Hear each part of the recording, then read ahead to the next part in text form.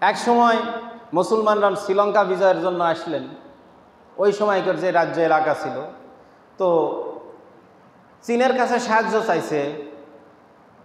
ওই সময় চীনের এলাকার যারা রাজা বাদশা ছিল, যে আমাদের এলাকায় মুসলমানরা আসছে, এক জাতি আসছে, তাদের বিরুদ্ধে আপনি সৈন্য পাঠান। তো বলছে যে কি জাতিকে, কোন জাতি আসছে? বলে জাতির কিছু গুণ বর্ণনা করছে।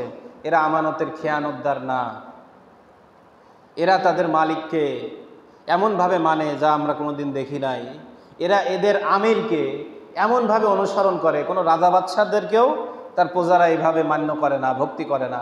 এরকম অনেক সিফত লিখছে, এরা মিথ্যা কথা বলে না। তো এই সিফতগুলো লেখার পরে বলছে যে আপনি সৈন্য পাঠান। তো ওই চীনের ওই সময়কর যিনি রাজা ছিলেন বলতেছে যে আমি এত সৈন্য পাঠাইতে পারি যে সৈন্য দলের এক মাথা থাকবে। এক মাথা কোথায়? সৈন্য দলের এক মাথা থাকবে হচ্ছে তোমার দেশে, আর আরেক মাথা থাকবে হচ্ছে আমার দেশে।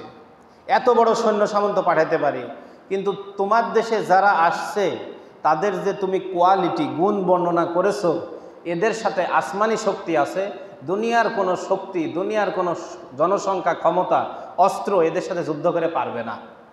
সুতরাং ওরা যা বলে তা মাইনে নাও, যা বলে কি তা মানে নাও।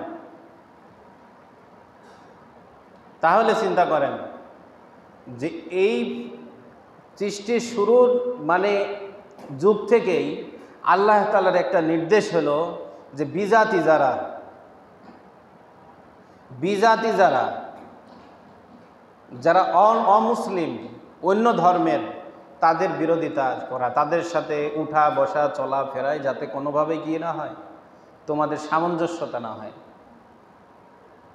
মুসলমান যখন তার নিজের অর্থাৎ আল্লাহর হুকুম, রসুলের তরিকা ব্যতীত সমস্ত তরিকাকে বাতিল ঘোষণা করে দিয়েছে, সমস্ত পদ্ধতি থেকে নিজেকে সরায় নিয়ে আসছে, তখন ওই মুসলমানের বাহ্যিক কিছুই না থাক, তো সারা দুনিয়ার বাতিল ওই মুসলমানকে দেখে ভয় করত। আপনারা কি বুঝতেছেন? ওই মুসলমানকে দেখে কি করত? ভয় করত। কিন্তু মুসলমান যখন কিছু সময় যেগুলা সুযোগ সুবিধা আছে সেগুলা নিজের ধর্মের তা মানে, আর যেগুলা সুযোগ সুবিধা নেই সেগুলা অন্য ধর্মের তা মানে মুসলমান যখন তালগোল মিশায় গোজামিল দিয়ে চলে, তখনই মুসলমানদের অন্তরের মধ্যে কাফেরদের সাথে মোকাবেলা করা তো দূরে থাক, ওই কাফেরদের ভয় মুসলমান ঘরে বসে পায়। মুসলমান কোথায় পায়? মুসলমান ঘরে বসে পায়।